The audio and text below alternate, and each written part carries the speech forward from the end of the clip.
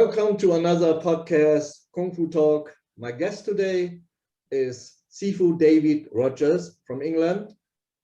He teaches HIP-HOP-MUSIK, Kung-Fu-FILME, and the young style of Tai Chi Chuan. So welcome, David, to our show today. Thanks, happy Frank. to have you on it. Thank you for having me. It's good to finally see you face to face as well. Yeah, would be even better in real, but look forward to that. Now this is what we can work with, right? Right. Yeah, it's great to have you here and on the show. I always was interested in the HIP-HOP-MUSIK style, and because there's so many similarities between Kung-Fu and HIP-HOP-MUSIK, and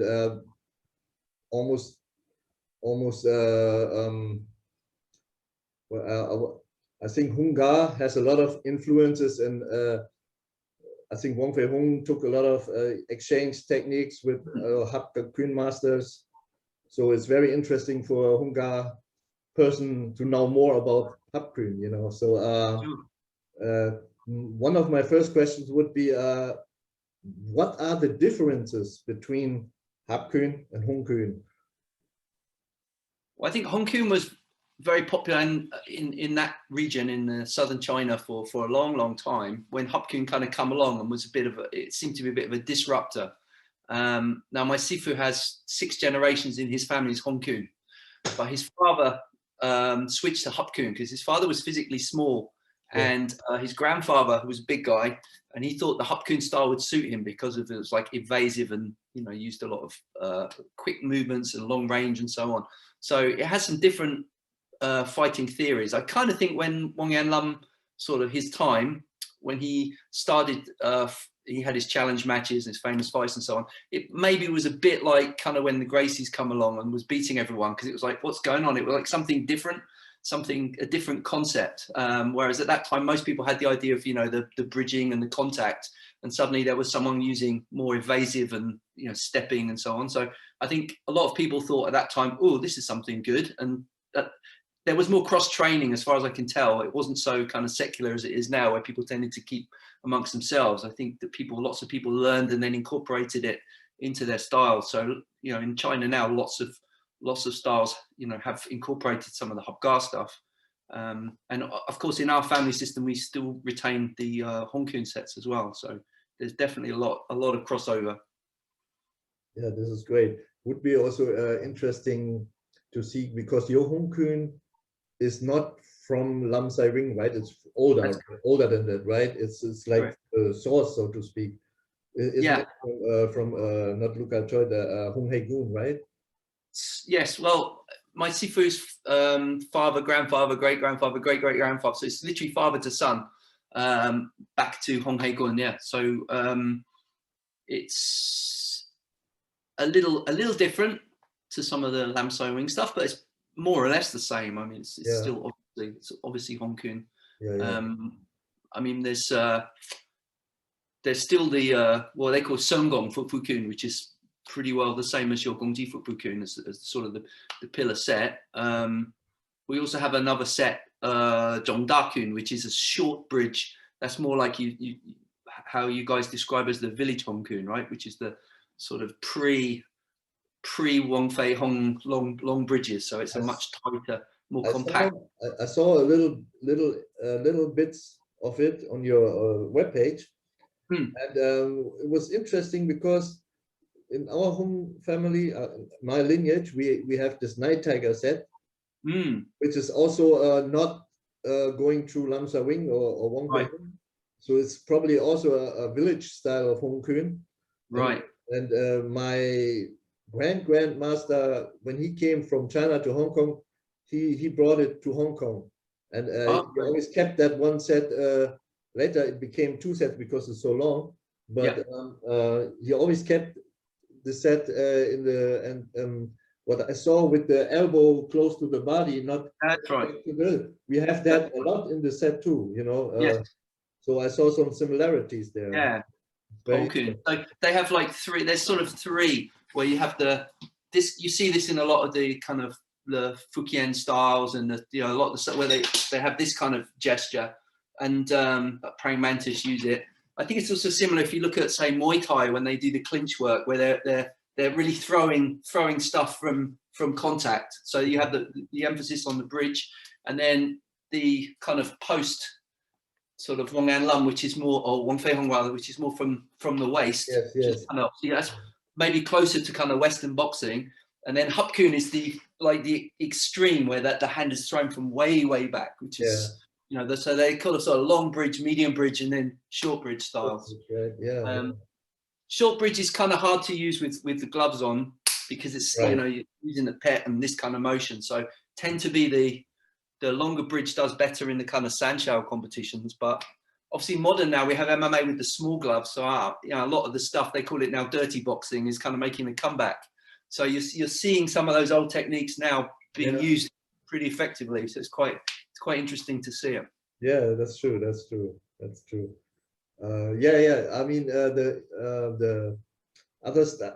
I mean, a lot of these styles from Fujian have this too, right? I mean, like Yeah. Also, this position a lot, you know, with hands open though, but you know, but well, you have like the bicep grips, and you know, there's stuff that you see.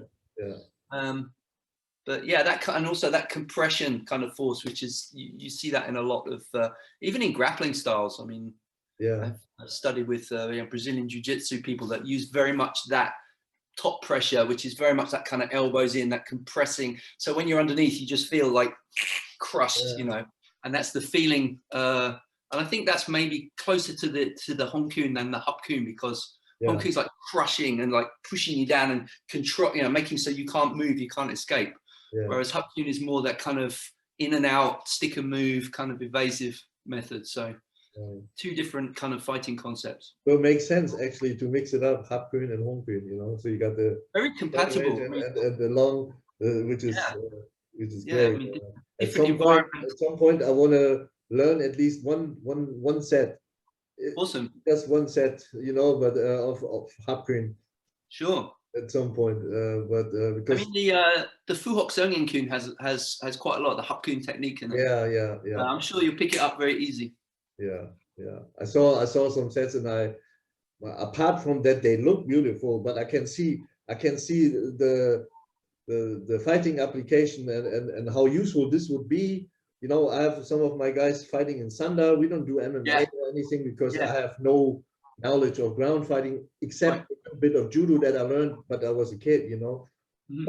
And some wrestling seminars we did for takedowns and stuff like that. For Sanda, very effective. But other than that, I don't know. So for Sanda is a good thing, and you don't need so much training like you would need for MMA to compete, you know, because that would mean 5 to 6 days training at least. It's a lot of technical stuff you have to cover. But yeah, the Hop-Kun works very well in the Sanda.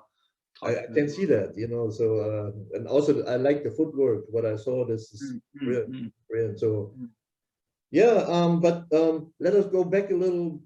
Let us go back in time a little bit, because what I'm interested in, as far as I know, you are fluent in Cantonese, but before you even started with Chinese martial arts, I would like to know about your introduction to Chinese martial arts, how you discovered it for yourself. You know, that's always interesting. Like, oh really? Oh, I don't know. It's such a long time ago now. I suppose like a lot of people, it was the 70s, wasn't it? So everyone was kung fu fighting, as they say. I'd done judo, boxing, bit of taekwondo as a kid.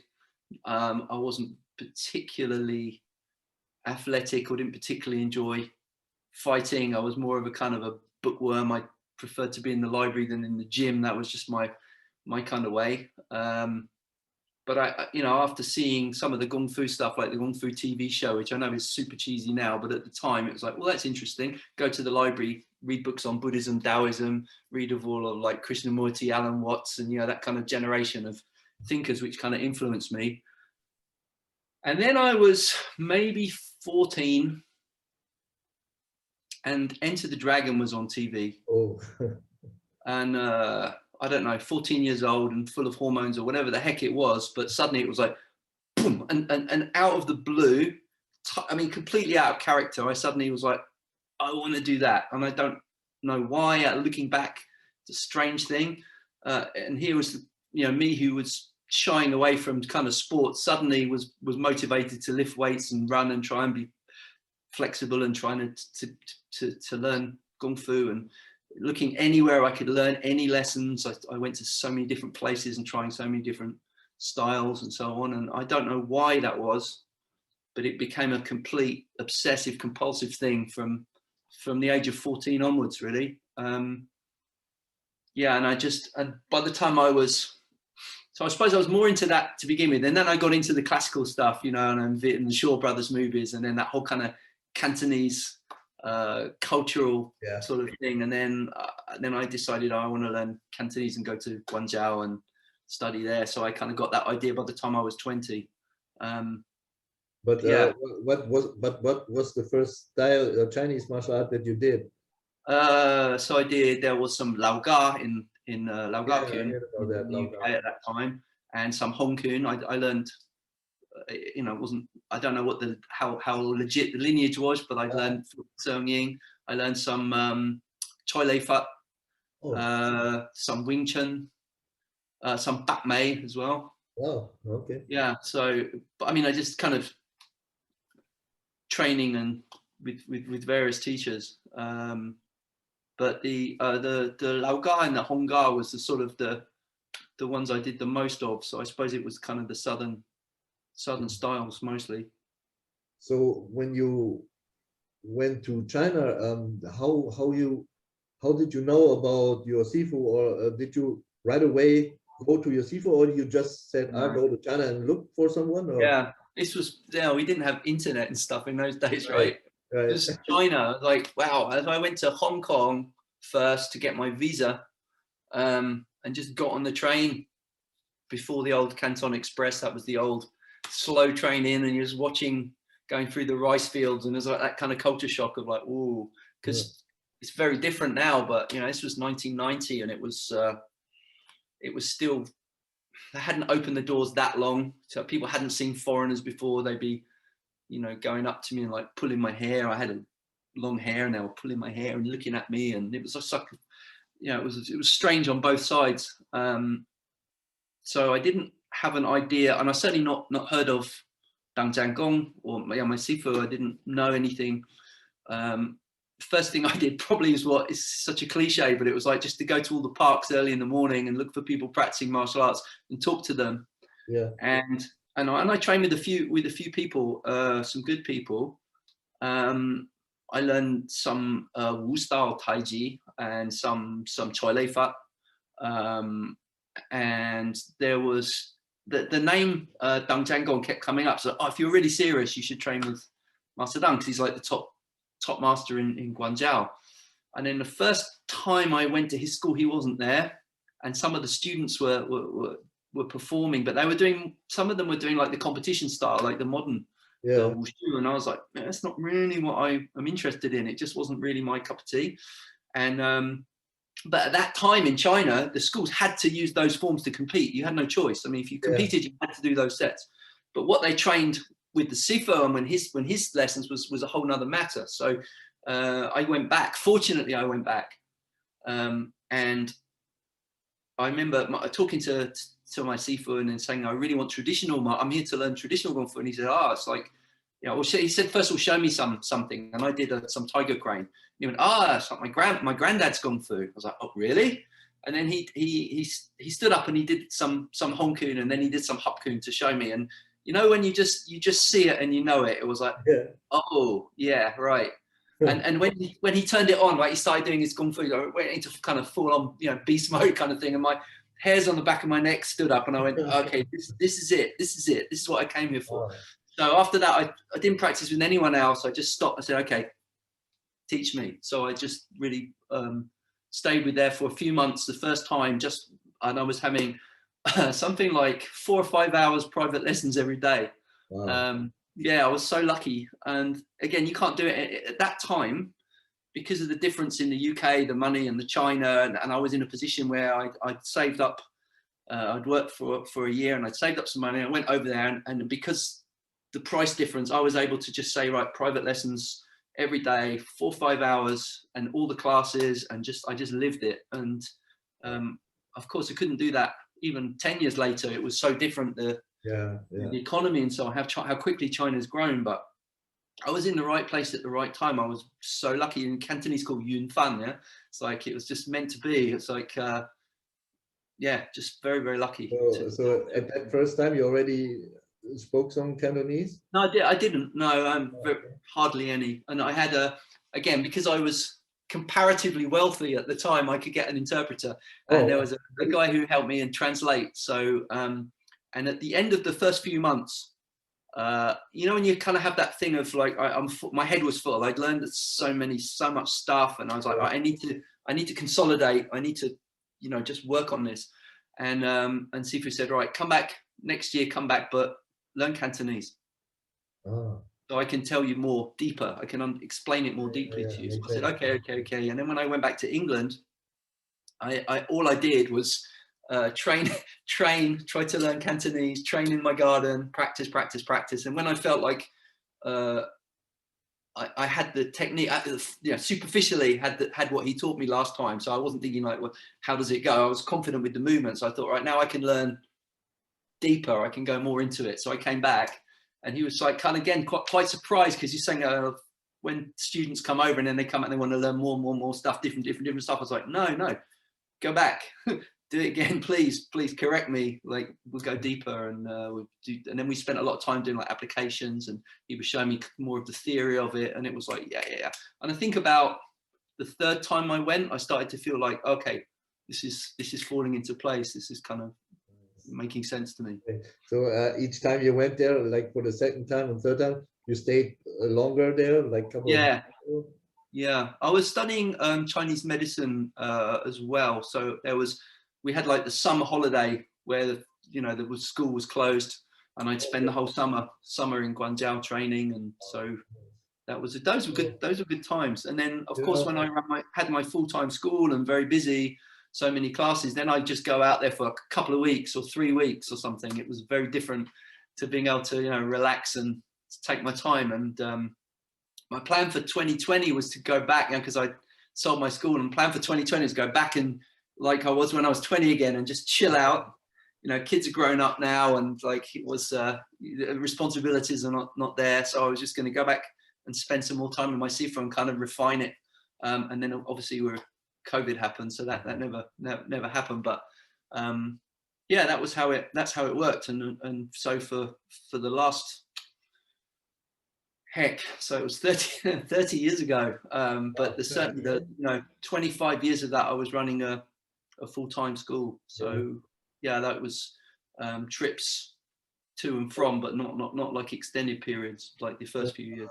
When did you open your school? Like after a couple of years with your Sifu? Or? 5 years. Oh, okay. That's great. I mean, you know, talking about China, I've been there, and I'm so, you know, we had, when that was even before I learned Hong Kong. I did another style. We had a Chinese guy from Malaysia here in Germany, and he was in a style called Tang Hop Mudu Kwan. That was like a mix of several stuff like Taekwondo, Chinese martial arts, and that's still you still can find it in Malaysia. But he later on invited people from China, from mainland China, but they were all like wushu guys. Modern wushu became kind of big, you know. So at that time I was still, well, not that young, but I was young, and so all these flashy movements, and you know, I was kind of, wow, cool, and but I like the traditional side more.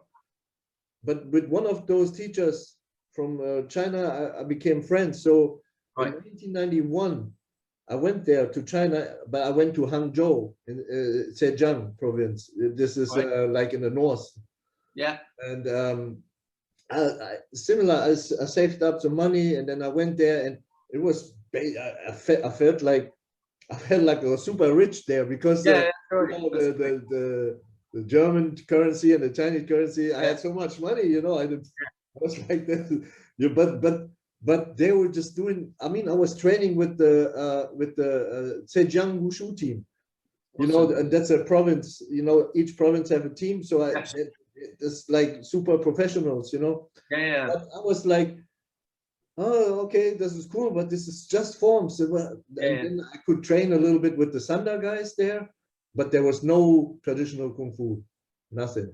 Right. And I always remember when I came back after 3 months, I was a bit disappointed because I had a total different picture in my head about China, like what you said. Sure. When I came there, you know, at first I was in Beijing, and then I had to buy a ticket there from Beijing going to Hangzhou. When I landed in Hangzhou, it was just like open space with like little they didn't even have a building there at the airport at that time, you know. So it was just like how you call it, not a barn, but something like that, you know. Right. So then I had to go to a nearby building. There was some police officer sitting in there, you know, offering me a cup of tea in a jar. It was like where you put in jar, like, you know, like it wasn't even a real cup, you know. It was like, wow. And they were sitting in their police station, all freezing because it was January. And they all had like 3 jackets on, like, and on top the police jacket uniform. And it was like really raw, you know, like. And then I had the card where the school is. There was not like a kung fu school. It was like a big camp, where you can train all sport arts, you know, like you know, like this, like a camp. Yeah. So, well, it was fun. But I lived privately with a family, but they told me, if anyone asks you where you live, say this in that hotel. Don't say you live somewhere private, you know. That it was crazy. Yeah. So, but I wish I would have taken that road going to southern China, and you know, but I didn't know better. You don't know, do you? You don't know. It's just luck. I mean, but the standard then was, I mean, the modern wushu was so popular after the Shaolin Temple movie, and the standard was so high. And if you try, those provincial teams they're very high level professional athletes and coaches. And I visited there's one in Guangzhou, Ersatao, which is that's the same thing but for the Guangdong province. And I saw those guys there, and I'm like, wow, they're amazing athletes. But yeah, I mean, it's different because it's athletes and coaches. It's not Sifu Todai, and there's not really a much of a value system which is taught. It's just purely you're teaching physical sport, physical education, which was deliberate, you know, after the Cultural Revolution, to try to make it purely as a sport, to get rid of what they saw as some of the kind of, I don't know, superstitious or old-fashioned aspects. They wanted to make it a pure sport. And that was the time my Sifu's father, he was an interesting fellow, Dang Gamto, my Sigong. He was very, very well known in Guangzhou at that time, and he'd been teaching a long time. And when the Kung Fu schools were kind of banned, if you like, and closed down, but they carried on. They kept, you know, closed doors, behind closed doors. They carried on their classes. But then he started to teach the Taiji, and then at that time, it was 1956. So the Beijing, the 24 forms was trying to be promoted as like a national exercise in China, and then they picked a couple of masters from each province. So my Sifu's father was one of 2 people from Guangdong to go up to Beijing to learn, and he learned from Lei Tingke, Li Tianjie, who was the creator, the founder of it. Interesting, because my Sifu had studied with Yang Xiaochong in the Yang family Taiji. So there's an interesting, if you want to go down the rabbit hole, there's something on my blog where I show how it all links back and how all the family trees go back. But so he was teaching the 24 forms, which was kind of the politically correct thing to do. And because of that, the government let him run his school. So he would teach they would teach the Taiji, and then the Taiji people go, and then he teaches HIP-Hop, Hong-Kun, and the old traditional Taiji. And they were fine with that as long as he taught. And then same thing later, that they had to teach for the kids, they had to teach the standardized forms for competition. But after that, they let him teach whatever he wanted. So there there's a lot of people that had really like legit traditional Kung Fu there, even at that time when people think, oh, the traditional Kung Fu was gone or it was lost. It really wasn't. It really wasn't.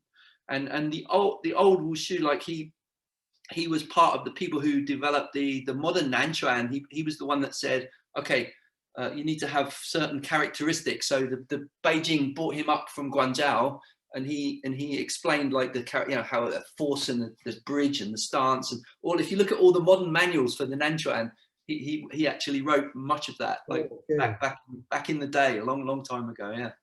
So yeah, I learned a version of the modern Nanchuan when I was in China.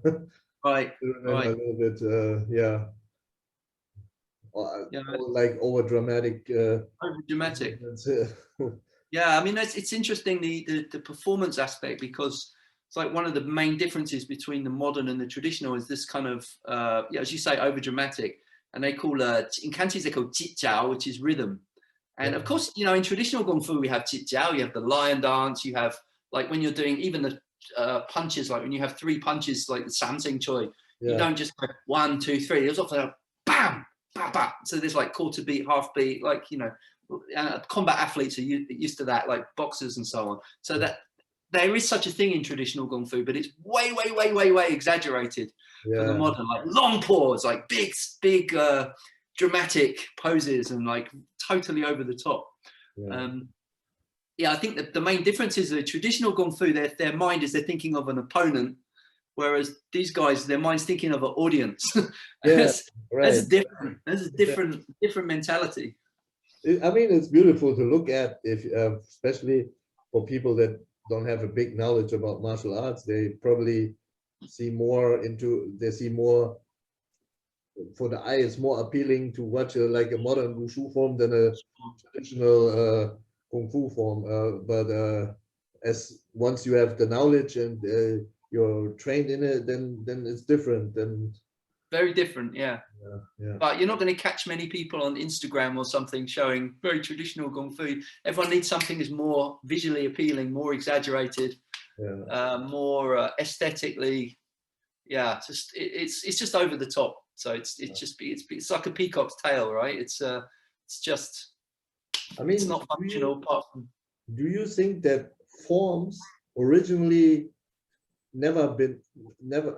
it's my opinion, but I think forms were never meant to be demonstrated to an audience, right? I mean, originally it became that, you know, but what do you think?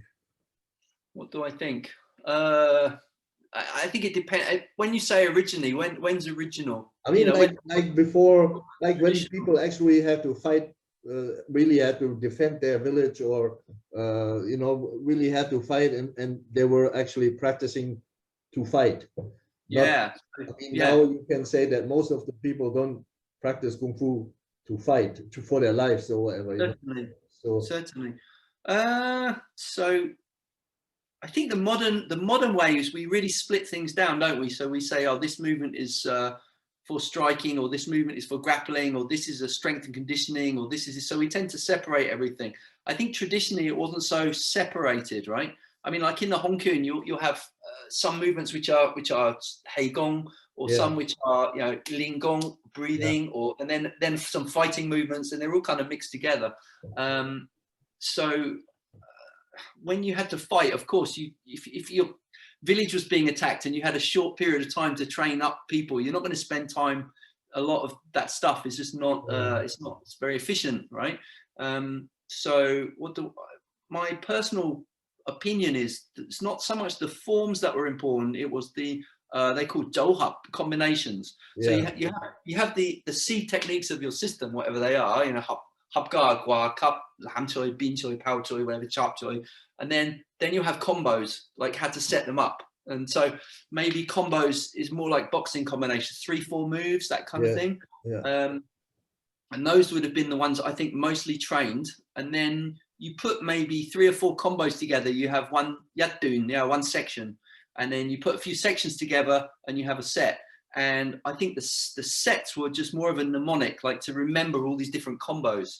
And then when you wanted to fight, you took the combos out the set, then you train them with your partner in a kind of sansao way. So I think if I was teaching purely fighting stuff, the sets would be probably the last thing. It's like, okay, you can already fight, put this stuff together to remember it. And if you want to be a coach, you can then have it as like a reference because you don't have videos and so on. So I think it was more like that. But I also on the flip side, I do think performance was a part of it for a very long time. Not just, you know, you had the Peking opera, you had the obviously later on the movies and that kind of thing. But I think before that, you got the street performances. I think it was always part of the culture. The street performers used to do the big, the gung, the breaking the board, the bricks and the head and all that kind of stuff. Yeah, makes sense. I don't think that wasn't really trained like that for fighting. I mean, if you have like everyone who fights has to do some kind of nangong, hard qigong, right? You have to. So if you're a boxer, you're probably going to use a medicine ball on your stomach and you're going to kick or punch the bag, you know, to toughen up. So everyone needs that. But boxers don't go like smashing concrete on their stomach or, you know, it's like that's the show. That's the show part of it again. So you're taking something, just like we were talking about the jijiao, the rhythm, and how it becomes an exaggerated thing. It's the same thing in the performance. So a lot of the performance kung fu has real kung fu in it. So we call it like half fake, half real. Yeah, like it's real, but it's totally exaggerated for performance. So it's kind of the same as the modern wushu, but just different in terms of they took different parts of it. Maybe the performance, the opera part of it, or maybe the qigong part of it, and then they exaggerated it. I think that's a long time. It was like that for a long time. I mean, at least 100 years. Yeah. So. Yeah, whether it was like that, you know, if you go back to the like 17th century or something, and probably not. Even in or even Wang Yanlum's time, there wasn't that many sets. That was more later. So there was certainly a lot of conditioning and combination training and sansao training and strength training. Yeah, that for sure. I just what I also a little bit meant is that now forms. What I observe with many schools is that when the student learns a set, often it's with the mind on competition, you know, like you need to, so it has to be like, so the focus is more similar to modern wushu. Yeah. That the form looks good from the outside.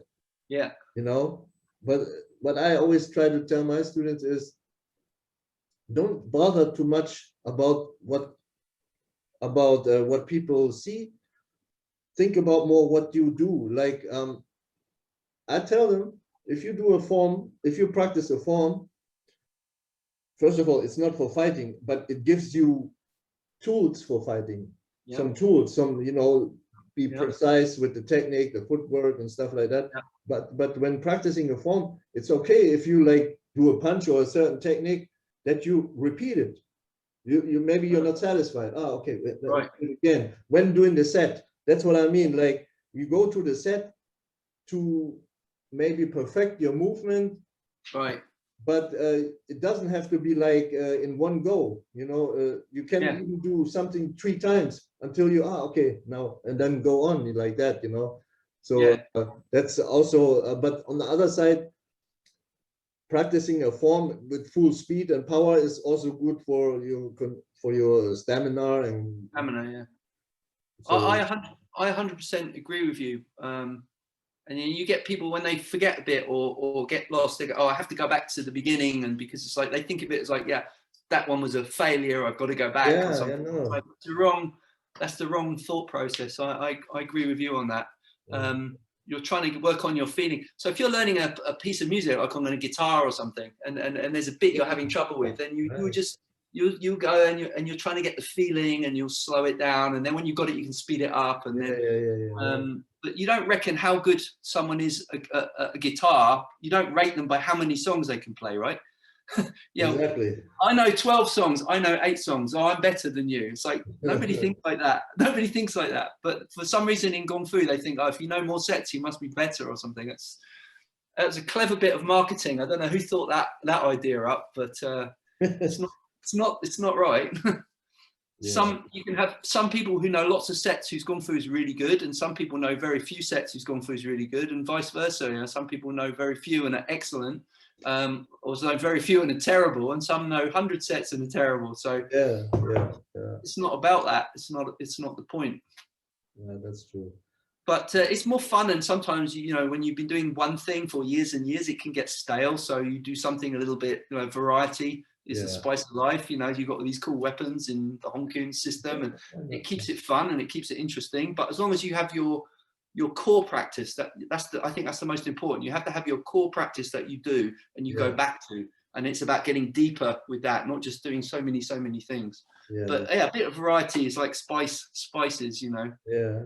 Keeps it interesting. But you know, with your, like in your diet, you've got your flavors and spices, but you know, your macronutrients and your micronutrients, right? You've got to get your, eat your greens, so to speak, do your horse stance, you know, get your basics, 3 stars, whatever it is, and then you can add the other stuff. You can add the other stuff around it. Yeah, agree. Yeah, that's great. So when a student starts, okay, let's put it like this. When you still had your school, and let's just talk about the Chinese Kung Fu that you were teaching. You offer HIP-HOP-Kuen and Hong-Kuen, or how you mix it up, or did you just let the student choose? I want to do HIP-HOP, I want to do Hong-Kuen. My basic program was HIP-HOP-Kuen. Yeah, okay, HIP-HOP-Kuen, right. And then when the students were advanced, I would teach them on an individual basis. But when you run at that time, running the school, it was much more. It was easier for them and for me to have a curriculum at the beginning, structured. Yeah. And so I think it was complicating matters and trying to teach different basics, because most people are only coming 2 or 3 times a week, you know. So it's not like for people that have hours a day to practice. So you want to get the most result for the least time. And I like the HIP-HOP-Kuen because the movements, the big movements, you're getting good exercise, you're getting, getting great workout, getting nice and flexible, and getting, the movements, you can use them in fighting quickly. So they were a good fundamentals. And then later I would teach people, but I'd never taught my Sifu's entire Hong Kong curriculum. It just wasn't, let me think how to say it. By the time, for most people to get through the HIP-HOP program was like 5 years or so. So it was like, and then, you know, another few years for the Hong Kong on top of that. So it was a long time. And then I also I did teach the Taiji separately from the HIP-HOP-Kuen. So that made sense, because they were different. It's a different group, and they were after something different, a different experience. So the Taiji, I would start with the simplified Taiji, and then I would teach the traditional Taiji after that. And then you have, my Sifu now has his own Min Noi Jam, he called Sanga HIP-HOP-Kuen, the new frame HIP-HOP, which is internal. So that means that you can Taiji people, HIP-HOP-Kuen people can train together and do the set together. It's really nice, and both of them will feel, it feels right, and it's nice and relaxed. And so as my Sifu is like in his 70s now, and he's really promoting the kind of more relaxed, healthy practice. So there's whichever one you start with, they will come together. That's great. Yeah, that's interesting. His stuff is more the intent, because when he did his HIP-HOP, when I first met him, I say it was very kind of fighting and very fierce, and sort of really everything was like 100%. It was like rip your head off, you know. It was like completely overkill. It was crazy. And then, and he would say a thing like, he'd say he really liked the Yang style Taiji, as his father taught him, because it's very soft, it's very gentle. Or he'd do the HIP-HOP-Kuen, which is like so it's like, you know, it's like a sauna or an ice bath, right? It's like it's an extreme, you know. So when you're soft, you're really soft. When you're hard, you know, powerful, you're really powerful. And then things like the Chen style, which is, you know, it was softer, and then it's punctuated by these fast bursts, and it goes back. And at the time, my Sifu was like, no, if you're gonna do hard, you do hard. You know, you do your HIP-HOP-Kuen. If you're gonna do soft, be really soft. And then as he's got older, of course, it's hard for him to do like a whole set full speed and power all the way through. And so he's starting to go, oh, you know what? I'm really starting to enjoy the feeling of playing the hop-gar forms like Chen style, where you'd be very relaxed, very soft. And then when you feel like it, or you feel bang, bang, you put in a few movements and then you go back to soft again. And then that was about maybe, let me think, 20 years ago, he started to have that idea and he started to take notes. It was amazing because in his apartment in Guangzhou, was like, he's got like wooden, on the wall, like wooden slats, and he with chalk just writing notes and poems the whole time. And he was coming up with this his needling cotton set, which was like the softness of the taiji and the Hongkong bridges and the hop-gar kind of footwork and so on. And he spent 20 years working on this. It was like you go and you say, all right, this is what I'm doing with it now at this point. So now he finally published it in 3 sets. So it's 108 movements, and every movement has a poem. So there's like a poem to describe the movement, but every movement has a fighting application, and and they're all practical as well, you know, no nonsense. They're all like really good. So he's basically saying that his new method, so he's saying what's the difference with the new method is that when you practice, you're not doing it for performance. You're not doing full speed and power, but in your mind, you're retaining the fighting application. Yeah. But you're still soft. You're still relaxed. You know, you don't use your whole power, and then that way you're conserving your energy, and then you're just training. And you're enjoying it. It's like a enjoyment practice, which is really different to the previous. And he's not saying that's like traditional. He's saying in his grandfather's day, who cares whether you enjoy it? It was fighting, it was survival. You had to, it was much more serious. But he's saying, no, then his way now is it's about longevity, enjoying your life, enjoying your practice, keeping your body moving. And if you need to, you can defend yourself. So it's a different mindset. It's the same, all the techniques you can see the techniques, hop-gar, hong-gar, taiji, all the movements, you can see it, but his mindset is different now. So I guess that's the difference between, you know, he was, you know, 40 odd when I met him, and he's like 76 now. So it's a different time, I guess. Yeah, that's true. But yeah, I mean, it shows also the dedication he has to his kung fu, you know, to also further develop it, you know, and not let it just keep it the way it was, and you know, so that's great. You know? He's always you know, I said I was obsessive when I was 14, right? I said I had that kind of obsessive compulsion with Kung Fu. Yeah. To see somebody at 76 who's still got it and who never lost it their whole life, who's just like every time he sees something, either on the internet or he sees someone practicing or in the park, he'll go up and talk to them, or, oh, can we push hands, or can you show me how? He's just always wanting to learn. He's never satisfied. He's like looking. He'll watch like Tyson hitting the bag, and he'll say, oh wow, that's really good the way he does this. And the next time you see him doing his hop-gar movement, you suddenly see a little bit of Tyson in there. You know? That's great. Yeah, it's like what? Yeah, it's really something to see. And so yeah, it's always evolving, but at the same time, he still obviously teaches the classical sets as taught by his father and grandfather, so he can show everything like really Bujun, like really it's technically correct, but then he can mix it up and he can fight with it. So it's pretty cool. And he's still in, I say 76. The last time we were practicing, he's showing some application and he lifted me up. He picked me up, and he's like this tall. Yeah. He's still you know, strong, and he's, you know, in good shape, and he's always smiley. He can still do like all of these crouch stances and all his, you know, movements, and yeah, it's fantastic. He's a good advert for it, I think. It's kind of like my Qigong, who unfortunately passed away last December, but he wasn't sick or anything.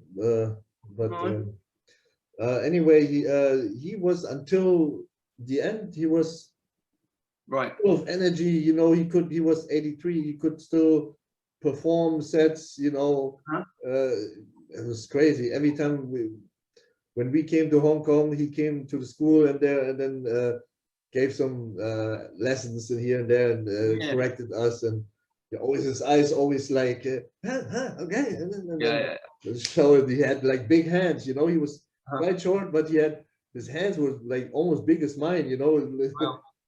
Must have done a lot of conditioning when he was young and stuff. You know. But cool. this the old generation, you know, and some of them they never lose it. They have still this internal energy, and when they show something in the restaurant, you know, when there was like a celebration, he would come to our table and he was like half drunk, you know, had fun, you know, like starting doing application on us and stuff, you know. It was so great. So cool. Yeah, I love it. Yeah. My Sifu was when I first met him at that time in China, everyone was like smoking and drinking, and it was just the normal thing. And then a few years ago, he changed again. I suppose it's because everything changed. His martial art, the way he teaches, the way he exercises, suddenly become very about, you know, eating very clean food, and then he stopped drinking and smoking, and he got like and it was great because he kind of went back. He got back to how he was. You know, you could see him was like getting some of the old spirit back. He said at one point he was going to more emphasize the soft training, like the Tai Chi. And I don't think he stopped doing his HIP-HOP-MUSIK, his Hong-Kong, but he didn't do so much. He probably wasn't doing like his strength training very much. And he was like, I'm not sure if I should push this so much at my age. Now he was in his 60s at the time. And then I went back a year later, and he was buff again. He was like, all his muscles were back. I was like, Sifu, what you been doing? And he's going, yeah, I missed it. I started doing the power seki pai and doing some pull-ups and push-ups and doing a bit of running around the park and doing my kung fu again. And it was like, oh yeah, you're back. It was like, you know, he had it. So I think the idea of like going completely, like it's about avoiding the extremes, right? So you have to find, as he gets older, he hasn't stopped doing the hard style, but he's reserving it. He's doing less of it, but when he does it, he really does it. So it's good to watch. He's still got it. He can still pop it out when he needs to. That's great. So apart from you, your Sifu doesn't have any other Western students, does he? Like, I mean, are they his lineage can only be found in China and with you? He has some people teaching in the West. So there's schools in Lomsi, and she teaches in Paris. She is my Sifu's sister-in-law, and her Kung Fu is excellent. And then there's Fan Mai Kong in the Netherlands, who studied with my teacher's father, and then also studied with my teacher. So that's in Rotterdam. His Kung Fu is very good. There's a school in Hong Kong, Manchiyong. There's New Zealand. There's a branch as well. So there's quite a few. But then they are mostly Chinese teachers that left China. I'm the only Westerner. Yeah. There was apparently people before me that studied with him. But lost touch or no longer train or no longer teach, so I don't know. Okay, I see. But none that I personally met. Yeah. I believe there was someone in the UK that studied with him before I did. Okay. But and then there was also some students from the Netherlands, because my Sifu had some scroll on his wall to say, yeah, thank you and for teaching us. But they didn't keep going back, so I don't know.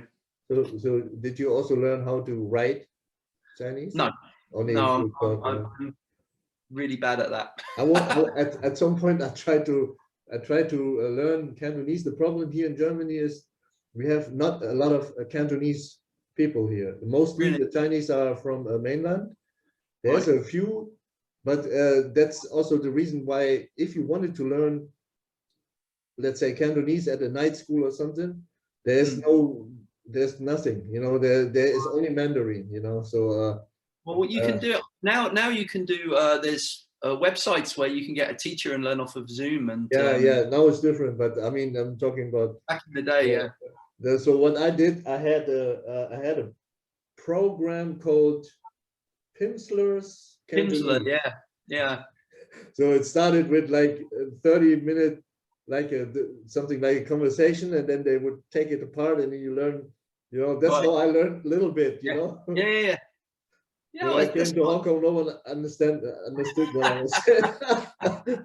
So I just you gave up. I'd love to be able to write. I mean, I'm not. You know, Powell Matek is very good with the writing, and he helps me out with that. And but I'm not like I'm a scholarly. I'd love to be able to read the old classics in the original language. Because I've never devoted the time to that. I've always been more about the practicing of the kung fu and so on, and teaching. And so you really need a lot of time to put into it. Perhaps that's something in the future I might do. I'd love to be able to read some of the old Pavel Siheng, Michael Goodwin as well. He was showing me some where he can translate the Chinese training manuals and so on. It's fantastic skill to have, but it's just not been my way. I just didn't go that way. Too busy with all the fighting and coaching and everything else. But perhaps one day I'll try to learn that. My Sifu's he likes the kind of poetry, and so he also likes calligraphy. So he's very well-rounded in that respect. The writing stuff I think is very time-consuming to learn how to write. I think because especially if you wanted to learn the traditional, the old. Oh yes. Yes, well, my Sifu doesn't even use. I mean, in China now, they don't use the traditional. They only use. I know they have the calligraphy is different, but I mean, for their normal. So when we use WeChat, like social media, it's all simplified. So I kind of found a hack, right? I'll share it in case anyone listening here might find this useful.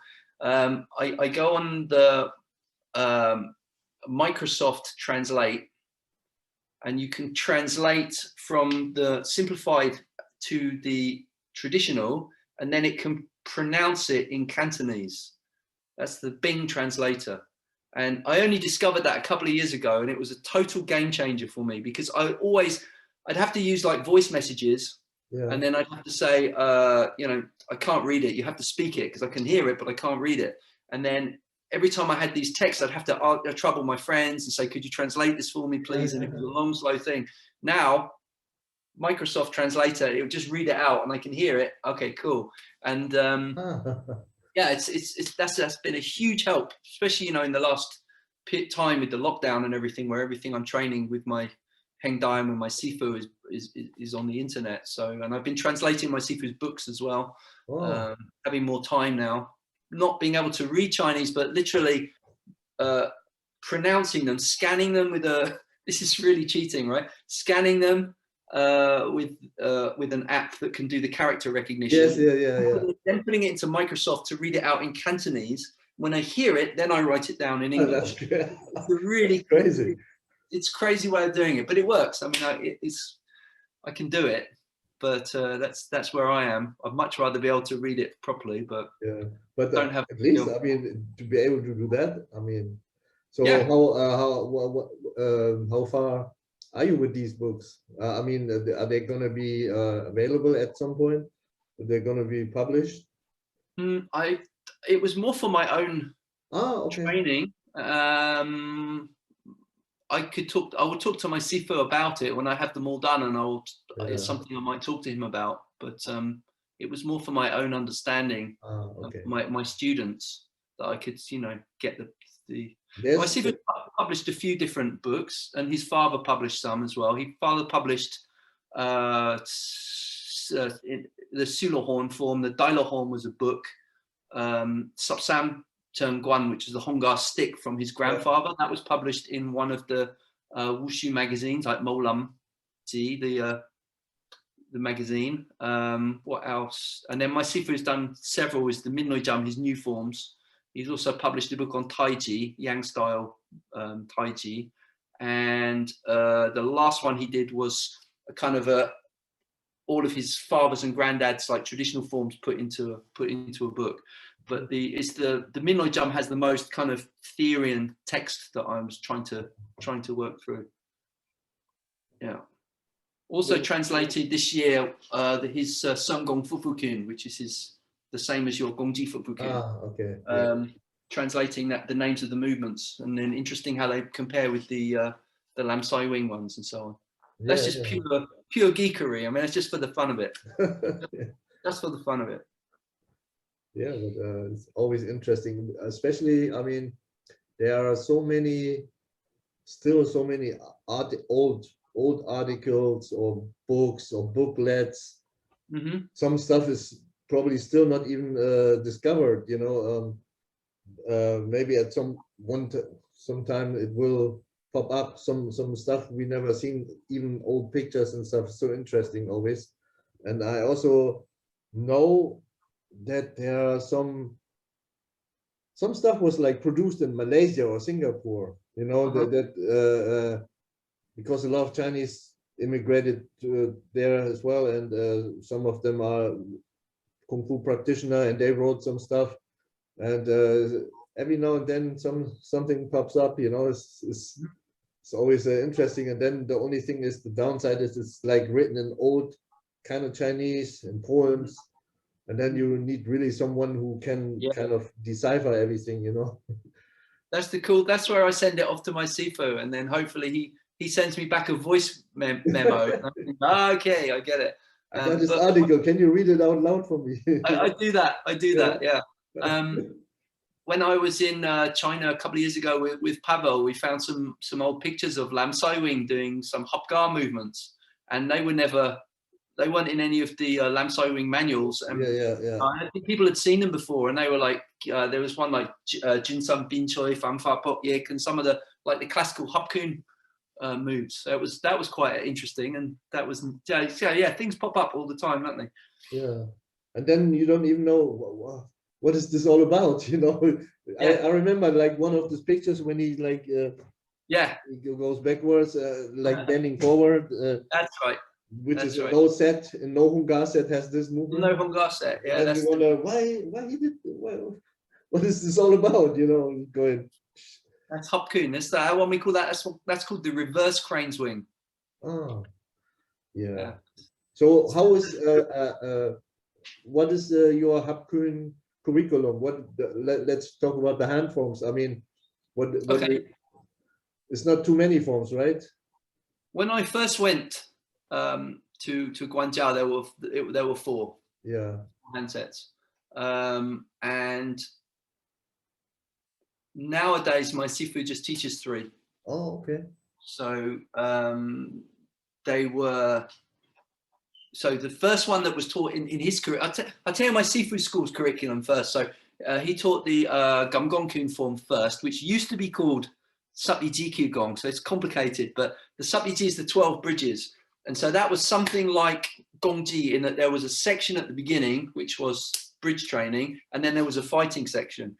But my Sifu felt training separate from the fighting, so that when you do the salute, bang, and you're fighting, so you're clear, or you're doing your Lingong, so you're not people are not going to understand like, oh, in a fight that you start doing this or something, that they understand that like one is for training and one is for fighting. So he kind of separated them. So he taught them as two different sets: Supi Jiku Gong, which was the stationary hard Qigong, and then the Gum Kun, which is the fighting part of it. Yeah. And then the main form that they did at that time for competition as well was Sulohorn, because it has all the long bridges, and it's kind of like, my Sifu says it's like kickboxing, right? Because you're sticking and moving and hitting and all different angles. And that was the one that his father popularized and trained students and won competitions in, and they took them up to North China and they won gold medals and so on. So that became quite the most well-known one, which was Sulohorn.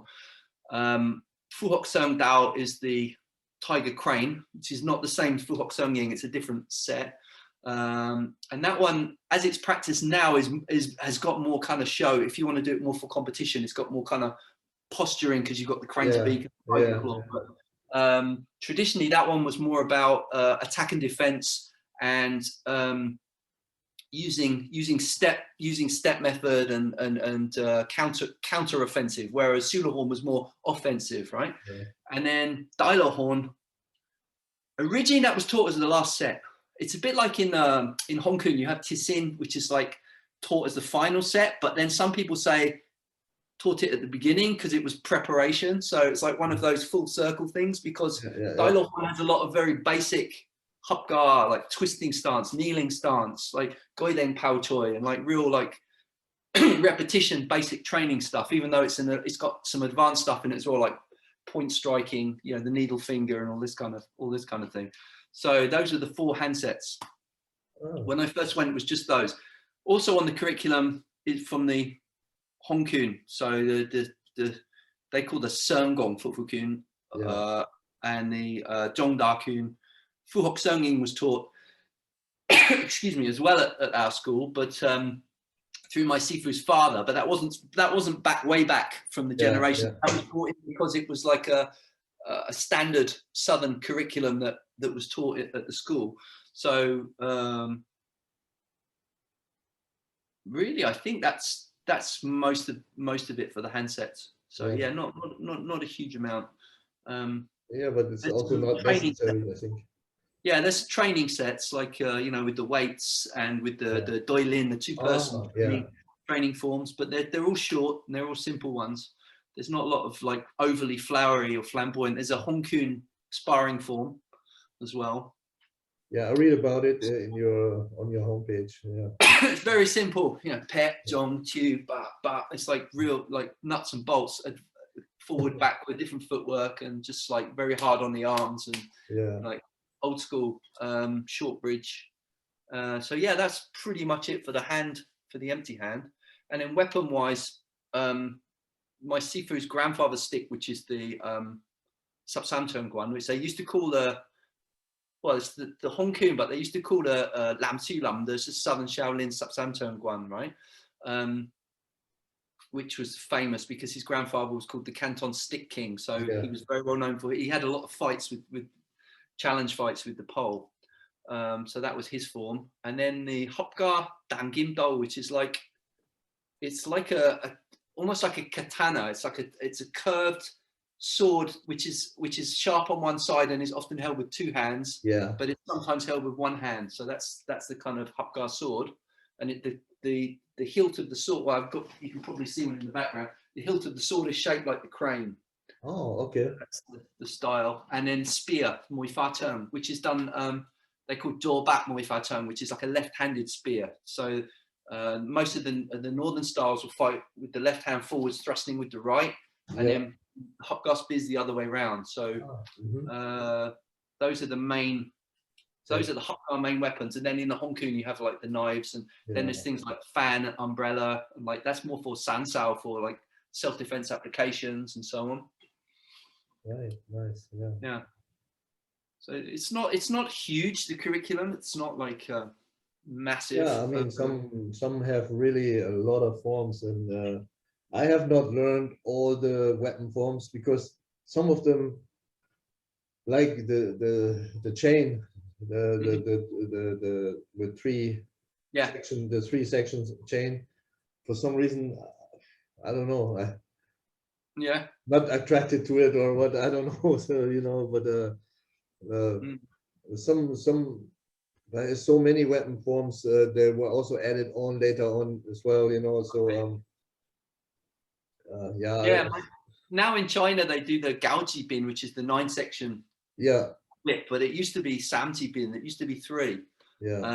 And some of the movements that they do now is more, again, performance. Whereas sitting on the floor and so there's can you imagine trying that in a fight? Yeah, good luck. But I mean, I remember doing I taught my student a traditional chain whip form, and he entered a competition and he got a low mark because there was no butt hopping in the form. They marked him down because of it. So I said, you know what, it's not a difficult movement, next time put it in. Because it's a competition, right? I didn't tell him to do it in a fight. I said, put it in. He was a good athlete, picked it up in like 10 minutes, put it in, and then he got his gold medal. So it's like, sometimes you just have to play the game, right? But yeah, there's some ridiculous. But then in the classical, it's the other way around as well. Like if you look at the Samti bin, there was a technique where you do your horse dance and you kind of hop over it like a cowboy. It looks kind of funny, right? And they don't do that anymore in the modern style because they think, oh, it doesn't look very nice. It looks kind of a bit hokey. So it's both. You know, they took some movements out and they put some movements back. So I think the uncle of my late Qigong, he appeared in one of the old black and white Wong Fei Hung movies and actually plays the 3-section whip. And there's that's the uncle, actually the uncle of my Qigong. Wow. Yeah. I love those old movies. They're so cool. Yeah, I mean, for me they're quite the movies itself, you know, you really need to understand Cantonese because there's a lot of talking. But they always have these little parts when they had like real Hungar practitioners showing some stuff there, you know, and that was interesting. Yeah, very, very genuine. I love all that. Very cool. Yeah. So there's one movie, for example, that is from 1954, where a Lam Sai Wing student called Lao Jam, he does the complete Taiwan crane set in this one, and that movie is kind of lost. Wow. I just saw a little bit of it and some pictures, you know, but that's interesting to see. That's probably the oldest recording, like a film recording of the Taiwan crane set. You know? So when was that? 50s, did you say?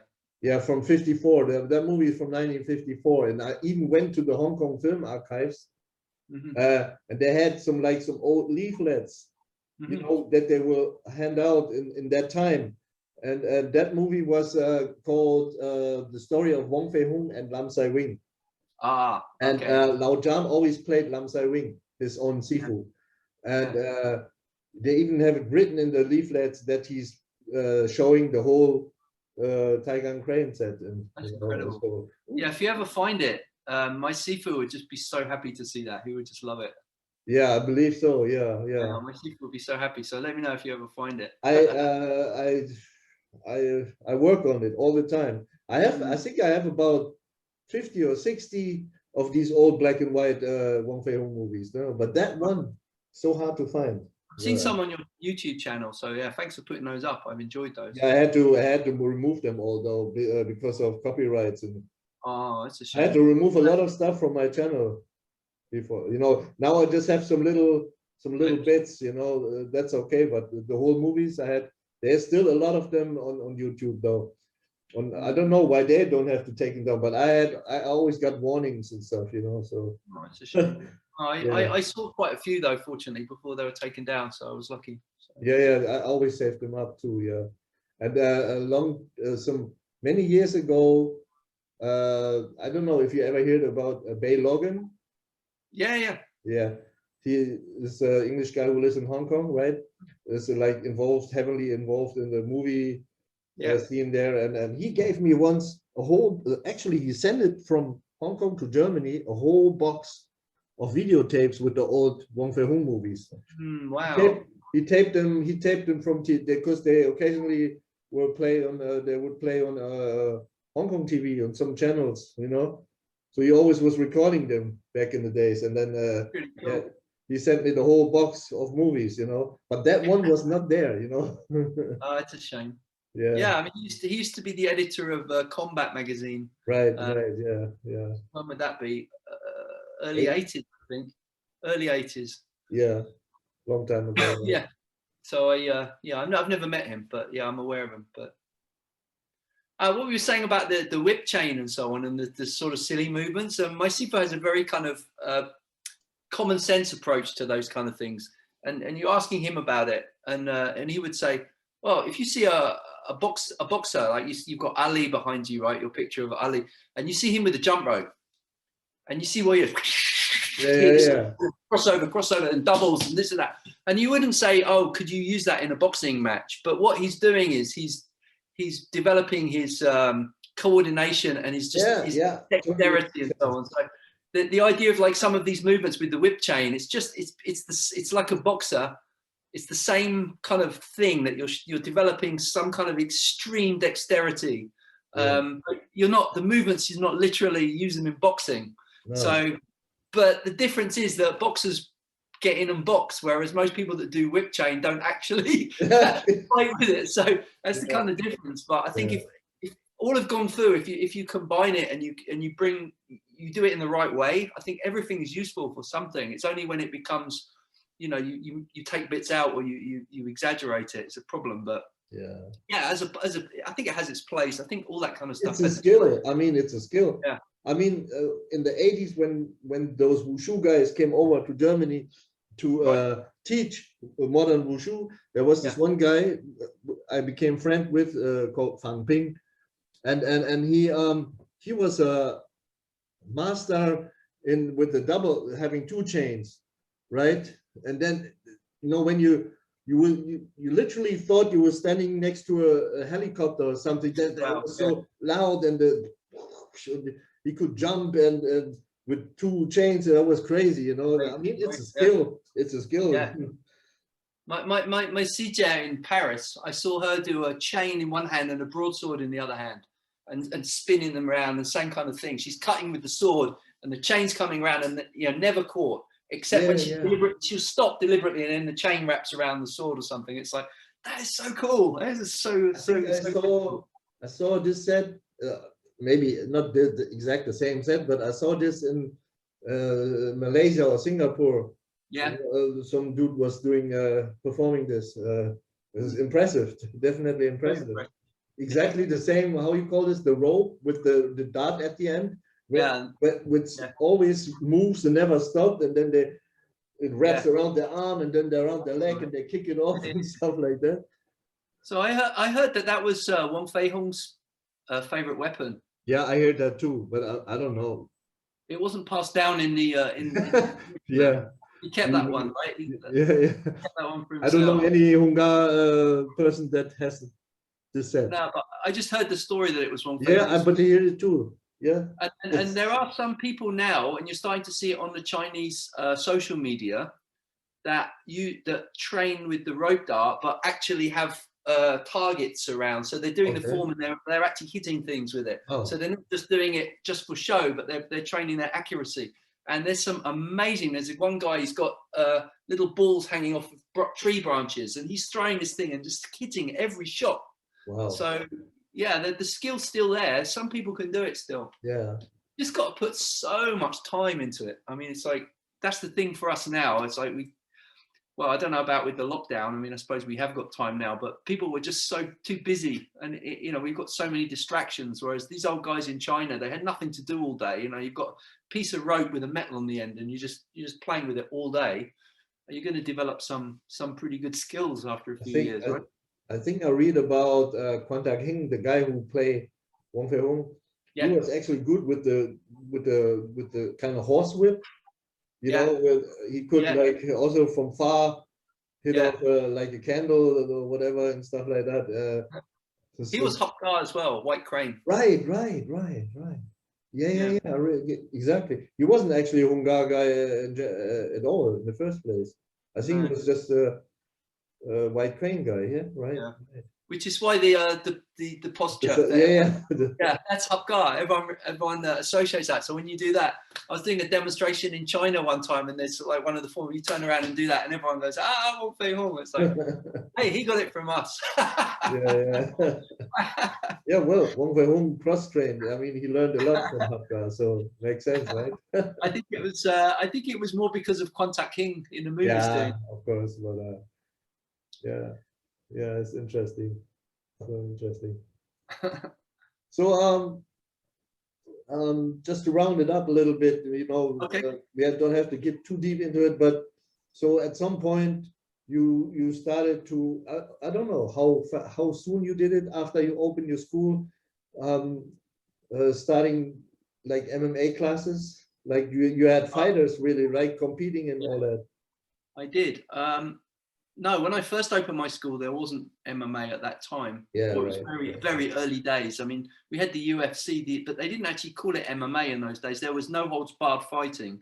Yeah. But there wasn't what became MMA became a kind of a style in its own right, because it evolved as a kind of an optimal way of fighting under those rules and in that environment. It became really a style, and I really changed my approach about how long, maybe 10 years ago, where I was sort of saying, why are people learning wrestling, Muay Thai, Brazilian Jiu-Jitsu, trying to fit them together and then trying to fight MMA? Why don't you just teach MMA? I mean, why not just teach the most high percentage MMA for amateur fighters, and so that they can actually fight quickly without having to learn a bunch of stuff that when you take the gi off doesn't work, or when you put the gloves on doesn't work, or why not just see what's working, the most high percentage techniques of MMA, and then reverse engineer? Because this is not, I wasn't teaching a traditional martial art, I was teaching guys that wanted to fight and who wanted to compete in a reasonable time frame, who are amateurs. So my goal, and I've never coached professional fighters, but my goal was to say, can we take regular guys and really make them proficient MMA fighters, like efficiently and quickly? And that was the kind of the concept, and I called it Siege MMA. And we had the curriculum was based on, it wasn't, I didn't start with a system and then try to figure out how to use it in MMA. I did the opposite way around. I was looking at what was consistently working best in MMA, and then like the 80-20 rule, and trying to then say, right, okay, for example, we know that everyone who does MMA has studied some, say, Brazilian Jiu-Jitsu, but the submissions that were winning Brazilian Jiu-Jitsu matches weren't the same submissions that were winning MMA matches. Same thing for takedowns, right? You had a lot of Greco-Roman wrestlers fighting in the UFC, but then they were doing double leg takedowns. Well, double leg isn't a Greco-Roman wrestling takedown, right? Why? Because you can't fight with your bent over with your chin sticking out, because you get uppercutted. So it was a different, and then I thought, well, why not just study it like as a like sports science, instead of looking at it with this kind of bias from a style like Brazilian Jiu-Jitsu or Muay Thai or wrestling, Greco-Roman. Why not just look at it as a sports science and say, right, what's working? What's the fundamentals? So my idea was to get that first. And then when someone has that, just like when you go to school and you don't do like your PhD or something, you learn a broad curriculum first, and then you specialize afterwards, right? So I thought it made a lot more sense to do that first. And then when someone's got to reach good level of amateur skill, and then they can start using some of the more advanced skills in a real fight, because they have the experience and so on, and then to kind of hope, and then to say, right, okay, concentrate on, one person might be a good kicker. It's like in Kung-Fu, you know, might concentrate on a palm or a kick or a takedown or something like that. But having first of all got the kind of the essence of MMA. So that was my kind of thought process. And how it was almost it happened by accident, because I was teaching, we were doing some Sanshao competitions, and I was always very much like Chinese martial art. We have to keep him in the Chinese, and then the Chinese, you know, how they kind of changed the rules so that everyone, you know, you can only win if you use Chinese style techniques and all this kind of thing. And I just thought, when MMA come along, and it was like, if it's so easy to take someone down, right? You don't ban the movement. Like even the judo guys like banned grabbing the legs to stop the wrestlers winning. But what was happening in the MMA was, people were having to figure it out for themselves they weren't being told from an authority. They were having to work it out. Like, so if you want to stand up and fight, right, you can enter K1 where they're not allowed to grab hold of you, but it's not like a real fight, you know? It's like the way you stand up and fight is to figure out how not to get taken down, to figure out your defense, to figure out how to get your back off the fence, or how to sprawl, or how to, so that to me was like, oh, it's like a puzzle. It was like really exciting to me. It was like, it was something that was evolving, and you were seeing it evolving in real time and getting better year after year. And I really wanted to kind of get involved in that. So we had the Sanshao. I didn't have ground grappling. And I was super fortunate that one of the best grapplers on the planet, which is Braulio Estimo, was like an hour and a half drive from me. Oh. And at that time, he was just starting out. He was from Brazil. He had his school going. And I called him up, and I was lucky because I basically said to him, I'm not interested in, sounds a bit not arrogant, but it sounds a bit bad to say, I'm not interested in learning your style. But I said to him, could I just do no-gi? I'm not interested in jiu-jitsu competitions, but I'm coaching some guys and I want to be able to enter them into MMA, and I want to see what I kind of need to do. And he was just completely open. Yeah, no problem. That's fine. Wow. So I had some privates with him for years. I mean, I drive up there every week, and then I used to do the no-gi class with some of the sort of competitive fighters. So I tested a lot of the stuff. Yeah, I've not done MMA competition. I'm not claiming such a thing, but I've had guys consistently, amateur guys, get to championship level using this method in like a couple of years. And we've done it multiple times in different weight classes. We had several British champions, a European, and so, you know, we had some success with it.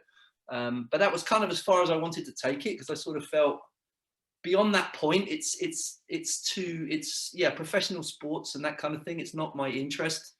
I was interested in the Kung Fu tradition, and then I was interested in the MMA as a conceptual framework. Yeah, that was kind of it. I sort of felt after we won the competitions that I didn't really want to go further with that, because it was becoming more, you'd have to be getting more into stuff that was, it's such a game of like microseconds and millimeters and sharp. It's great. I have huge respect for it, but I thought it was good what we did, which was take regular guys, and if they'd have gone to a jiu-jitsu school, they'd have probably not figured out how to use it in MMA. If they'd have gone to most MMA academies, they'd probably got beaten up.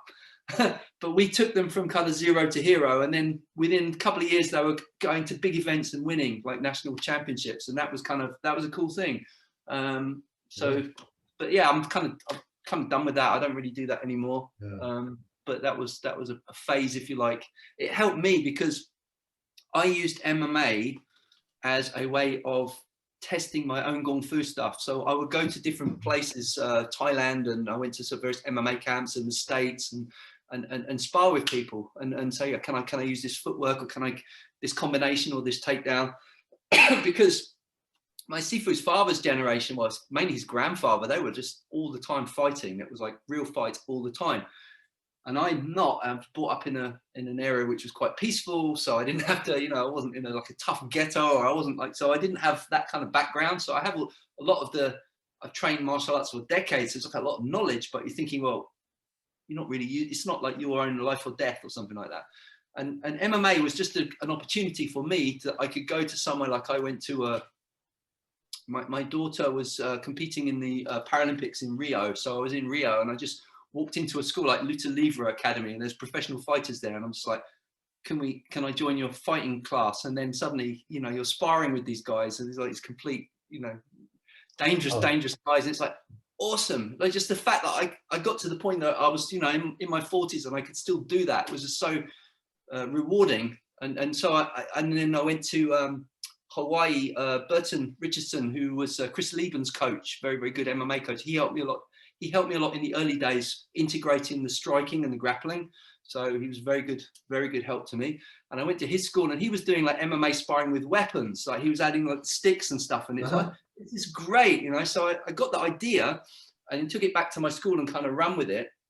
So over a period of about 10 years, even though I never had a street fight or getting into fights or whatever, I got a lot of experience sparring with really top people like jiu-jitsu world champions, Muay Thai world champions, really good wrestlers, really good stick fighters. And so I have kind of a reference in my head, like experience that could then inform. So when I'm teaching, I'm not just saying, oh, it's like this, it's like this. I'm saying I've used this on multiple times. This is how I use it. And so it feels a little more authentic, than just parroting what my Sifu taught me. So that was kind of the purpose for that. But then again, having done that for sort of many years, now I'm quite content to go back to the traditional and keep working on that and just keep going deeper with that. So it's more like a phase, I suppose I went through. I suppose a lot of kids go through that in their teenage years, like their rebellious fighting phase. I was just maybe 30 years too late, but just. Yeah, well, it's great. I mean, if you had the chance, I went to, when I was young, I was competing a lot in judo, kickboxing, sanda, like 80s. Talk about 80s and early 80s judo. But I was a kid in judo and some karate competitions and kickboxing, sanda, and then, but. You know how it is. It's not the tradition. Even then, I wasn't even practicing Hungar. So when I started Hungar, I was 20. Before I did just judo, karate, other Chinese martial arts, a little bit in boxing, but that's it. And sanda. And then when I really started Hung Kun, was different. But I think I had a little bit influence from all the. Yeah, it helps. Everything helps. I used to compete when I was a teenager in the Kung Fu competition, but it was sport fighting. It wasn't like full contact. And I did a bunch of that, like for about 3 years, and I got reasonably. I won a bunch of trophies and everything. And then I tried like one full contact fight the first time I tried it, and I didn't do so well because I could hit the guy, but I wasn't hurting him. Wasn't like and he was a good athlete and so on. And I was like, something's missing. Something's really missing. And when I studied with my Sifu, and he's all about power generation, how you use the waist, like a boxer, you know, it's like, yeah, this is stuff was really, really important in martial art. It's not just about, you know, tagging someone. It's like, maybe that comes back from when you have a weapon or something, when we're doing knife sparring, yeah, that's different. But when you've got a glove on and you want to knock someone out, you have to, you know, you have to know how to generate force. So the traditional stuff really was like massively helpful. When I come back to the MMA, it all just completely made sense. I mean, there was nothing that my Sifu taught me that wasn't kind of borne out by my MMA experience. We would come back and go, oh yeah, teacher told me that. Yeah, he said that. But it's like, you couldn't really appreciate it. Like you see some of these like cup choys and people say, oh, that's like really slow and doesn't work. And I say to my Sifu about, you know, we tried it in like boxing sparring. And he's like, no, it won't work very well in boxing, because in boxing, it's all here and it's all compact. I'm like, yeah, but then what's the point of it? And he's like, well, when you have leg kicks and takedowns, right? And I was like, okay. And I sort of understood. And then, you know, years later, you've got MMA and you change the level, and you know, the guy goes to sprawl and you throw an overhand and you drop him and you go, oh, so it's like, it's kind of, you kind of know it, but you don't know it until you've actually done it. And then, so all the bits were falling, even though it wasn't with my Sifu, I was doing all this stuff. I was having to go all these different places, basically to find out that what he taught me back in 1990 was right, you know? Yeah. It's like a long way round, but it's different from just taking someone's word for it. You actually then have your own experience, and you can say, yeah, I know it's right. You know, I know it's right because I've done it. And my students. So, I mean, now students of you are lucky to, you know, that you went through all this and have now that knowledge to pass on. A lot of people never bothered maybe to get that knowledge, or to extend their knowledge. They just know, come try this, that, perform, but never actually tried it in sparring or anything. Or if they sparred, maybe their opponent or the sparring partner didn't have more knowledge. Try it against the boxer, or, you know, it's different, you know. Different. It's true. Yeah. So that's a great thing. Maybe that a lot of teachers should think about this and go that way.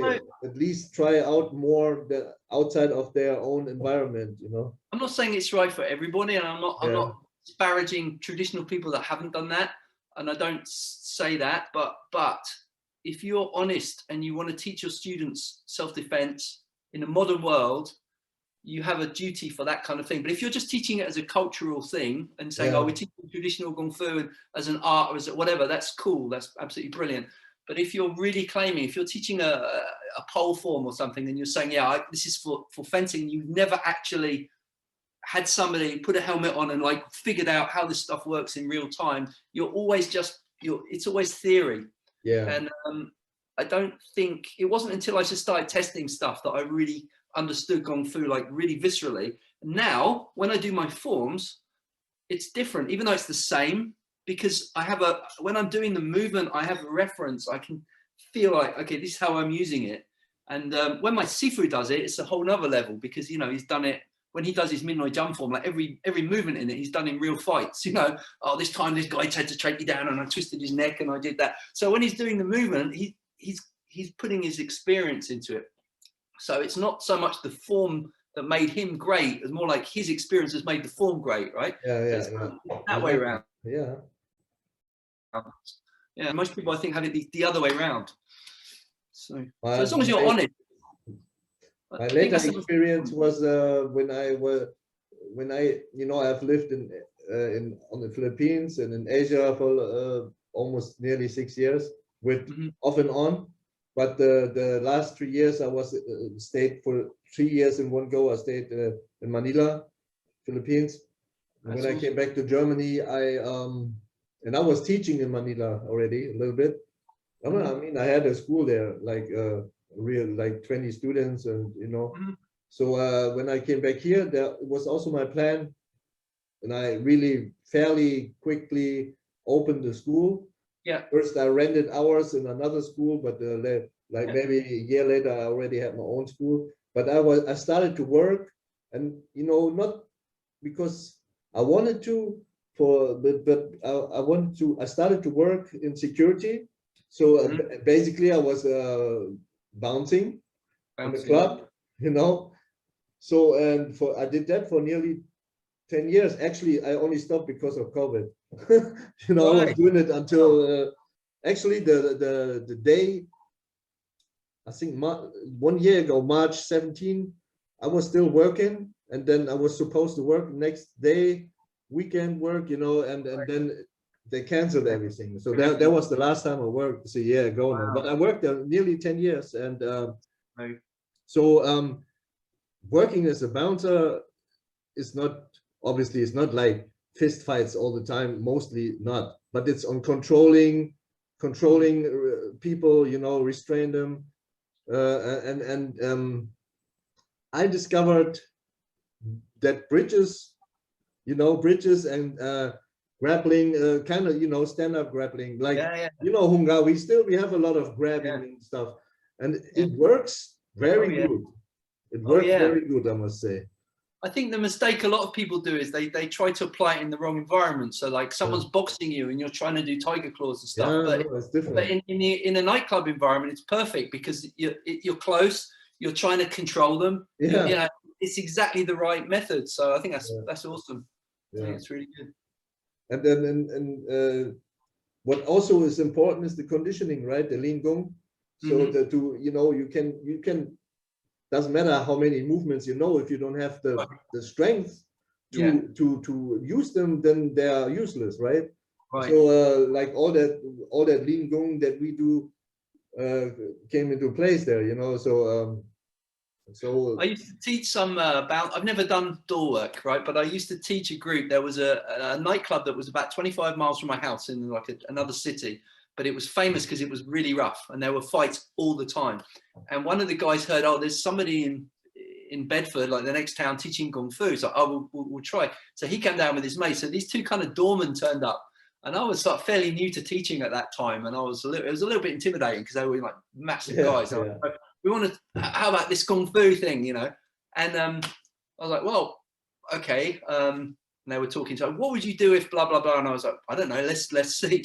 So this guy came for me and he used to do American football and he was like a bodybuilder. So he was like a 40-yard sprint, like super powerful, came at me and I didn't have time to move out of the way. And I did like the, you know, the Tongji BoFaat, we call Wei Tou Sao technique. So I put my hands inside and I got underneath and he lifted off the ground because he come at me so hard. And I managed to kind of wedge in and lifted him. And he hit the wall, and I was thinking he was going through the window. So I was like, "Oh my god!" And but fortunately, he didn't. He hit the brick wall, and he kind of slid down. I turned around and went, "Oh, I'm sorry. Are you okay?" And he stood up and said, "When can I start? This is awesome. When can I start?" So his mate was like, "Yeah, I'm going to come too." So they came to me every week, and then they ended up bringing more and more and more. And I ended up teaching all these nightclub guys. And the cool thing was, I'd show them something, and then the next week they'd say, yeah, we tried that. It didn't work because blah, blah, blah. I was like, okay, so show me what happened. So they'd reenact it. And I'd look at it again because I'm fairly good at kind of analyzing. And I'd say, oh, no, you didn't do this. And then they come back the next week and went, yeah, it works now. We got it now. It's okay now. So I was having this kind of feedback. Again, it was like I was getting like what could go wrong from their experience. I said back to my Sifu. This was before I started with the whole MMA thing. And I went to my Sifu and I went, you know, this is a weird thing. I said, you know, you've got so much fighting experience and my students have got so much fighting experience and I don't have any fighting experience. And my Sifu goes, he goes, that's clever. He goes, that's a smart way. You're smart. He's like, and I thought, no, it's something not quite right about it. But I was getting this, he'd be telling me that I use this technique in this fight and this, and then my students would be telling me the same thing after, you know, coming back on the doors. And yeah, let's say it wasn't until I kind of got into the kind of combat sport MMA that I come up with a way, how shall I say it, that was ethically okay to get the experience, you know, that what didn't involve, you know, getting into fights in nightclubs and things. So yeah. Fun times. This was about mid-90s or so, this was. But yeah, good times. So that's also another way just to, you know, see what you can use and what works. And it has to be some kind of pressure test, right? yeah. So without that, if you're only training with people that want to prove that the technique, the style is awesome, so they're falling over for you or leaving their hand out for you, or, you know, letting you grab the knife, and everything they're doing is like help, is vested interest in improving your style is so good, then you end up in this little bubble. It's like all these guys can demonstrate against their own students really well, and then they wouldn't be able to do it against somebody else's student that didn't think they were amazing or something. So that's the danger. You can get into these bubbles. And so without some kind of competition or pressure testing, that keeps it honest, at least. Yeah, that's why I did this job, just to put myself maybe in some uncomfortable situations.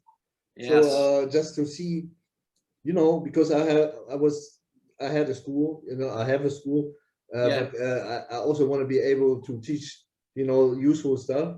So that's basically why I started this, and it was also fun, you know. It's also fun to work with these guys and make jokes and this and that. You know, there was like one situation, and we had one of my colleagues. He got a how we call this, like a body camera. He had it in his jacket, and there was a situation. There were a fight between two guys outside the club in front. It was summer, so a lot of people outside, you know. At some point, one guy had a broken bottle and held it to the neck of the other guy, right? So I came from a like a dead angle. She couldn't see me coming, right? And I was because I was thinking. Actually, I wasn't thinking.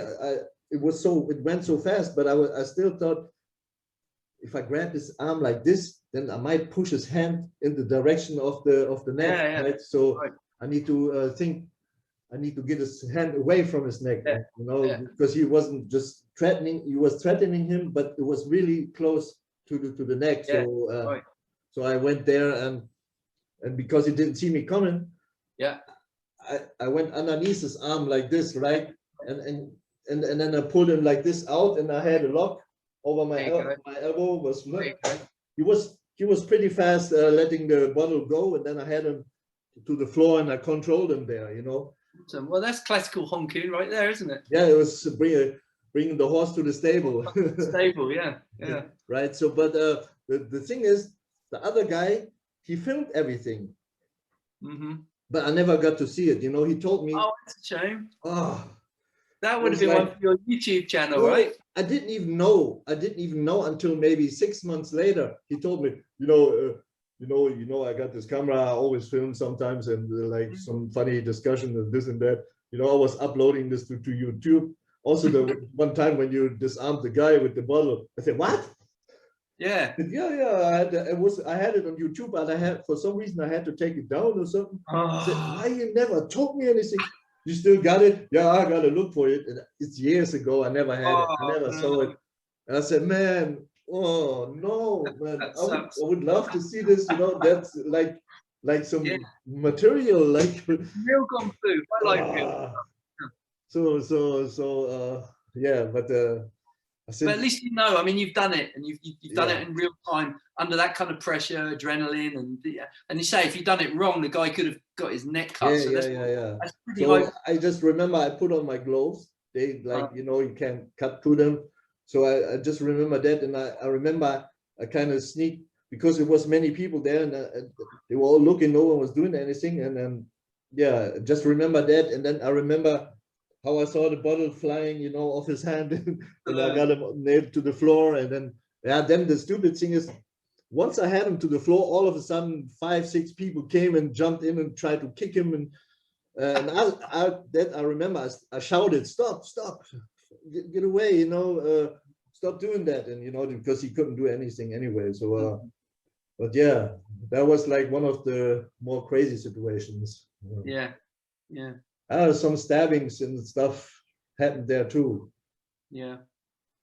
It's crazy. One time, like one guy came out the club, and so another one followed him, and then he pointed to him, talking to me, said, "This guy just tried to sell me drugs, like cocaine." And then this guy turned around, and it was like autumn, so he had like a big jumper on or something, and then he grabbed into his sleeve and pulled out like big kitchen knife, that big, like the length of your forearm. He pulled it out. What you saying? And he was in the club with this thing, you know. Yeah. Yeah, we don't do the body touching, and then, you know, usually we don't do it, you know, but after that for a while we did, but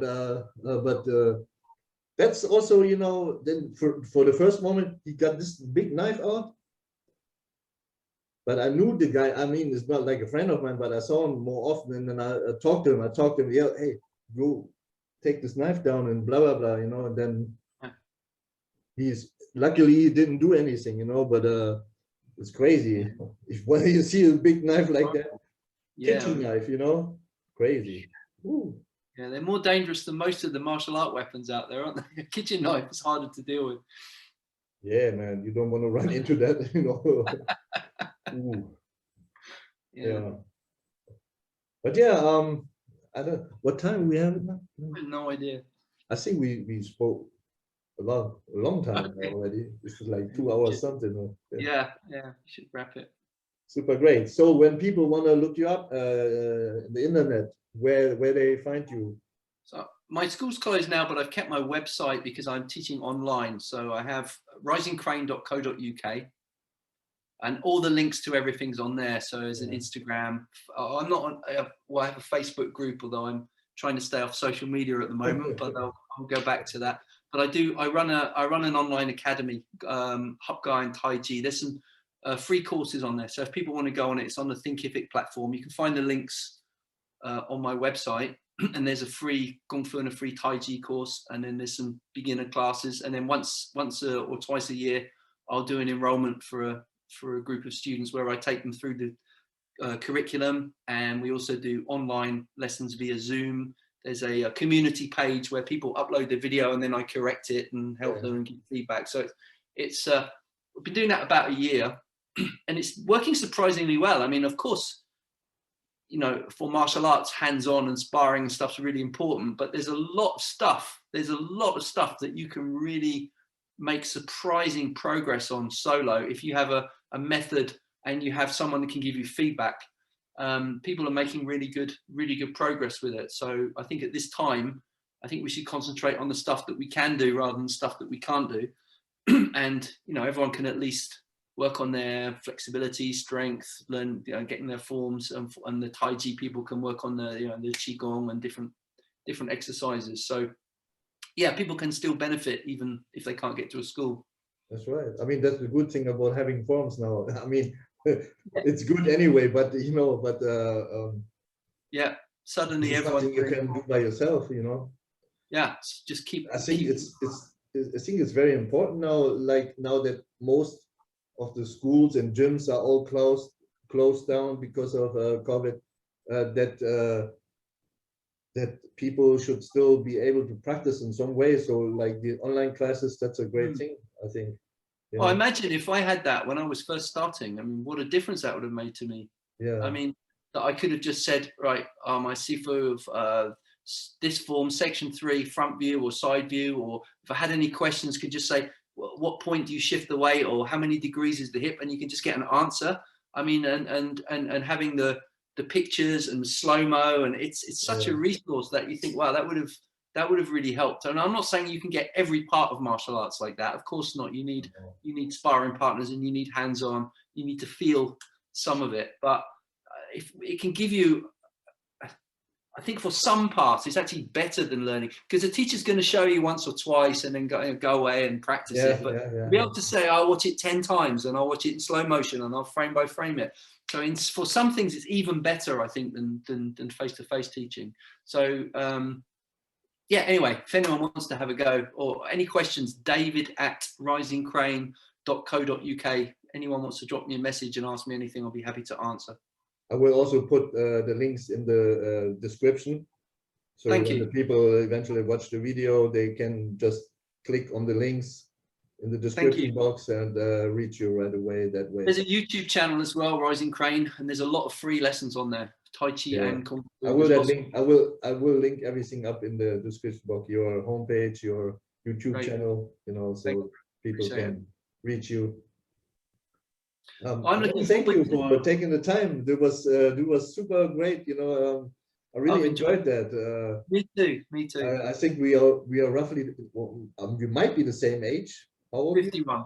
51. Yeah. So I turned 51 this year too. Right. So Right. I'm So, born 70. Yeah. Same. So So, yeah. New Year's Day. I was born on New Year's Day, 1970. So On New Year's Day. yeah. 1st of January. Yeah. Great. My brother was born 1st of January 1972. 1972. Yeah, but also on January 1st. January 1st. I missed the swinging 60s by 2 hours. I was 2 hours late. You could have said, oh, the 60s were great. I'm a 70s guy, yeah. So wow. yeah. So yeah, it was we share a lot of we were brought up in the same kind of time frame and same period. So it's really nice to chat, and I'm looking forward to after COVID, we'll have to do some real training together, right? Yeah, we have to definitely get together. My school is no longer, and I'm really committed. Once COVID's passed, I really want to do a lot of traveling, meeting people. I love using Kung Fu to make friends, swap information and stories. Just it's a joy for me. I want that to be really what my life's going to be about.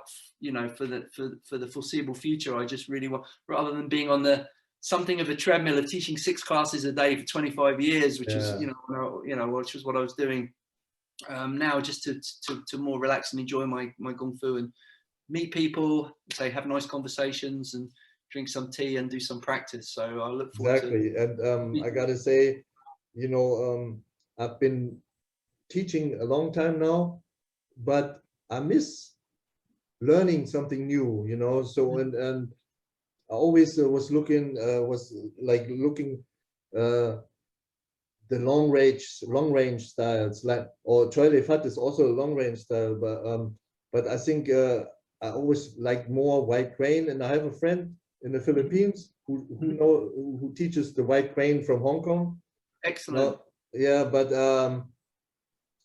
yeah, I think I'm going to get back to you about that'd be nice. Get some lessons from white crane, you know, from HIP-HOP, especially, you know. So because what I've seen, I really like a lot, and of course Pavel tells me a lot about you. You always say, yeah, you got to meet up, and you got to do this podcast with him.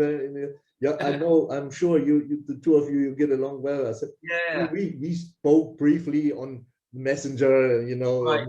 But yeah, right. I think we got really well. So, and Pavel's awesome. I mean, we've done a lot of exchanging. He's helped me a lot with the strength training stuff, and I've helped him with some stuff. We always exchange, and we have a very similar taste in books and philosophy, and so we always have a good discussions and good training time together. So, hopefully, maybe the 3 of us together would be good. Yeah, exactly. I mean, it's not that far, you know, but sometimes you're so much into your life and stuff and this and that, and then time passes by so fast. I think COVID's made everyone stop a little bit and realize, right, and how precious time is and how important these things are. So maybe it's a wake-up call. Yeah, I think so. And so definitely once this all kind of calms down, we should in some way get a meeting together, all of us, you know. I mean, I'm free time-wise and travel once it opens up. That's my goal. I'm going to be spending a few months in China as soon as I can. Yeah. So and then after that, wherever. Great. So thanks again, taking the time. My pleasure. I enjoyed it. Always enjoy chatting with you. So.